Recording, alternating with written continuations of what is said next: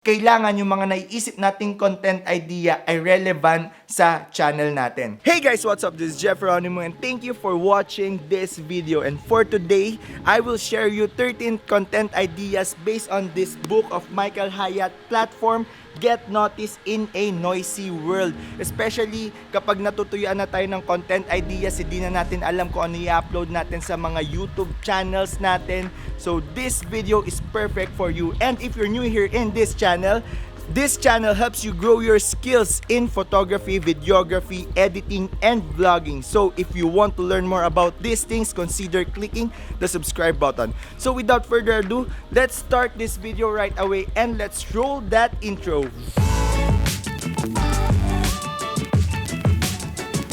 Once again, this is Geronimo and let's jump right into our first content idea for today. But before that, please grab your notebook and pens para hindi mo makalimutan yung mga sasabihin natin for this video. But if you want, you can replay this video and we do have timestamps para later if gusto mong panoorin ulit yung mga parts ng video na to, you can easily navigate this video through our timestamps in our description box below.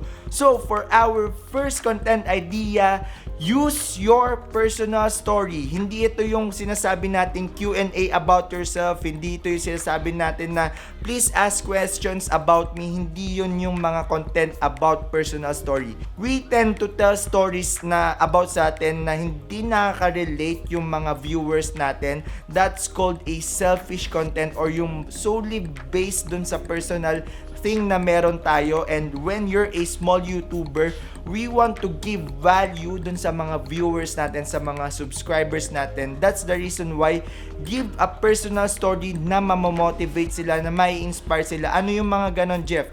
For example, na nasa Canada ka, I have a relative, si Ate Ruth, na nasa Canada ngayon. She provides personal story about her na kung paano siya nakapunta sa Canada, ano yung mga budgeting niya about sa Canada. Personal story yun, pero it gives value sa mga viewers, sa mga subscribers niya. So, that's the personal story na kailangan or that's the personal story na gusto nating makita sa YouTube videos natin. Para magkaroon tayo ng mga organic viewers na kahit hindi tayo kilala, papanoorin yung video natin ng buo at hindi sila aalis sa video na yon. So, for our second content idea is that you can provide a historical content about a certain thing. For example, if you know Josh of GHS Pedal, meron siya mga content doon na mga history about a certain pedal. So, pwede nyong gawan yon ng content like if you want to tell the history of EOSR or tell about the history of Canon, tell about the history of Apple. Pwede nyong gawin yun basta relevant sa niche nyo or relevant sa mga videos na ginagawa nyo sa channel nyo. So really, historical content is good kasi talagang mauhook sila. Talagang, lalo kapag kayo pagkakatel mo ng story is sobrang catchy, sobrang entertaining, and merong mga part na talagang nauhook yung viewers mo, magiging effective yung historical story na content. So before we continue, all this content idea ay matatagpuan nyo sa platform Get Noticed in a Noisy World by Michael Hyatt. So if you want to get this book, I'll put the link in our description box below. This video is solely inspired by this book kasi sobrang dami kong natututunan sa libro na to. So for our third content idea based on that book, you can review a book, you can review a gadget, you can review a software program, you can review a movie. Basically, a review video about a certain thing like what we're doing right now. So you can review about a certain thing na relevant sa content na ginagawa mo or relevant sa channel na meron ka. Third thing is let a photograph inspires you. Kunwari, may nakita kang photograph na sobrang nagkaroon ka ng motivation, na meron kang realization, you can share it in your channel. Basta, lagi ko sasabihin, basta related sa channel na meron ka or basta relevant sa mga videos na ginagawa mo. We don't want na ma-confuse yung mga subscribers, yung mga viewers natin with a certain random content na nilagay natin kasi wala lang, nakita lang natin sa YouTube na nagte-trend. So, we want it to make it relevant given na marami tayong pwedeng content ideas na magawa. Given na marami tayong pwedeng makuwang source, we want it to make it more relevant sa channel natin, sa mga viewers natin, sa mga subscribers natin. So, next thing is you can comment on a powerful quote. For example, nakita mo yung quote ni Bill Gates, nakita mo yung quote ni Elon Musk, sobrang na-inspire ka doon.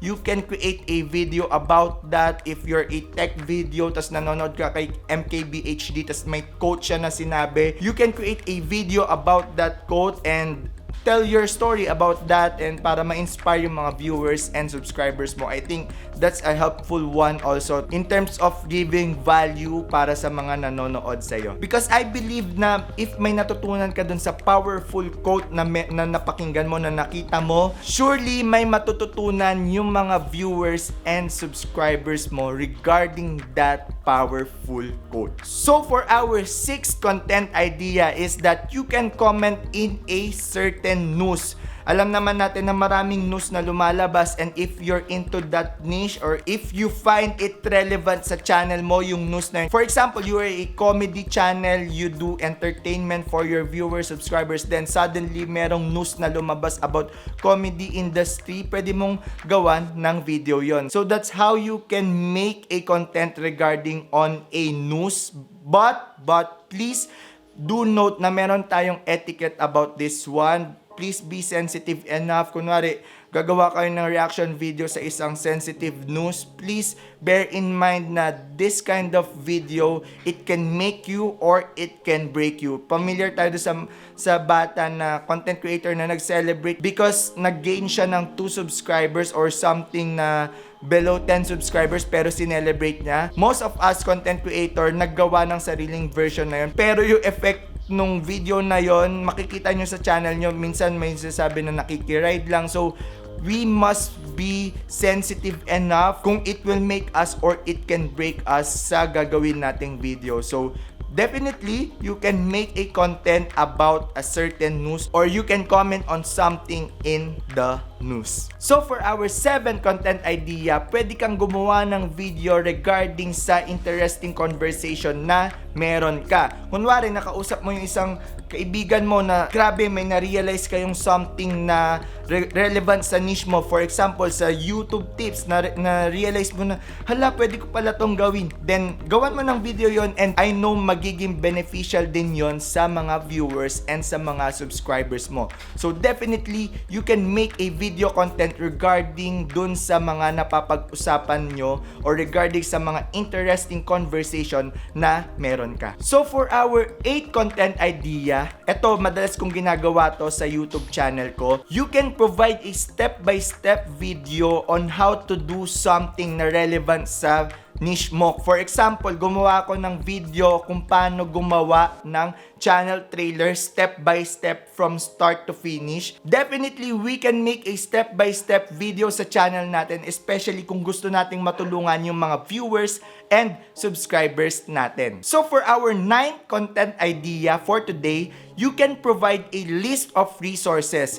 For example, gumawa ako ng video last time kung saan kayo makakuha ng free music na walang copyright. So you can do the same video format na pwede kayo magbigay ng list of resources na pwede nilang puntahan. For example, you have something for your cooking channel na pinupuntahan para makakuha ng recipe. You can list those resources and share it to your viewers and subscribers. For our 10th content idea, pwede ka sumagot ng mga questions from your subscribers, especially if sobrang interesting nung question niya and alam mo sa sarili mo na pwede mong gawa ng video yung question na yon. Make one video regarding that question instead of, syempre pwede mong sagutin doon, pero you might want to say na wait for my next video, sasagutin natin tong tanong mo. So win-win situation, natuto na yung viewer mo, natuto na yung subscribers mo, binigyan ka pa nila ng content idea. So you might want to read your comments and see if pwede mong gawan ng isang video yon. So for our 11th content idea based on the book Platform by Michael Hyatt, you can make a video about a seemingly overwhelming task na pwedeng gawing simple lang.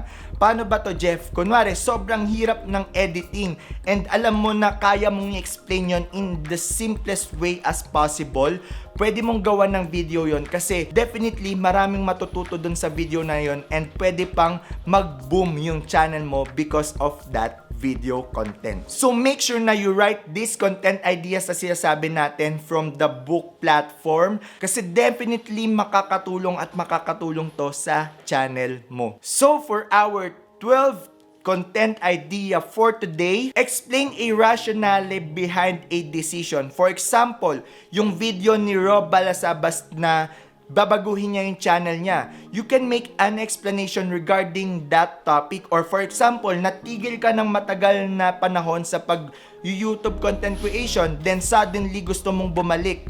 You can explain yourself on that video and provide value regarding bakit mo nagawa yung decision na to, ano yung mga certain parameters or yung mga decision factors na ginawa mo. For sure, yung mga decision making mo na yon makakatulong sa mga viewers and subscribers mo kasi hindi natin alam, they might experience yung mga na-experience mo or they're experiencing kung ano yung mga na-experience mo na. And last content idea for today, our 13th content idea, you can make a video guide to something popular. For example, tong Canon EOS M50 na ginagamit ko. Hindi lahat ng nanonood ng YouTube video ay kayang gamitin yung EOS M50.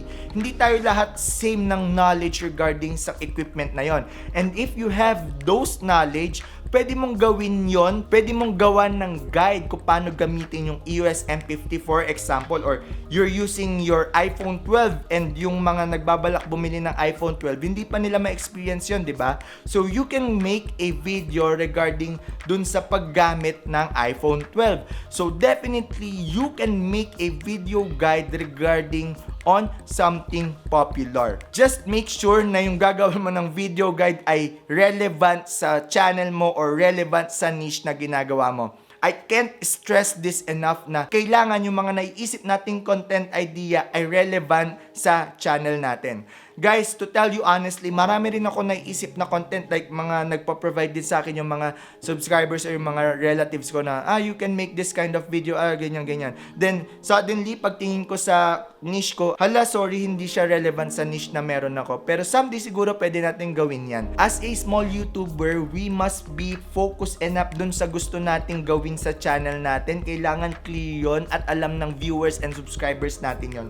In that way, pwede rin nila i-recommend yung channel na, itong channel na to nagpo-provide ng ganitong videos, baka makatulong sa'yo, di ba? If clear yung gusto mong gawin sa channel mo, mas madali nilang ipopromote yon via word of mouth. So that's our content for today. Sana may natutunan kayo sa platform book by Michael Hyatt. Before we end this video, I just want to tell you na please make service content rather than selfish content. Yun yung message natin ni Sean Connell from Think Media. In that way, we provide valuable content and yung growth natin sa YouTube magiging sustainable and marami pang makaka-discover ng channel natin once we do it consistently. Once again, this is Geronimo and thank you for watching this video. I hope na may naituro ako sa inyo for today, and if you like this video, don't forget to click that like button.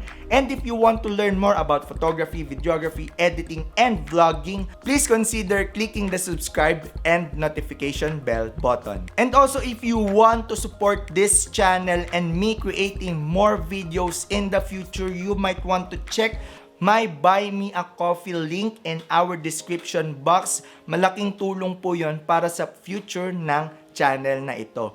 Once again, that's all for today. See you on my next video. Bye. Peace.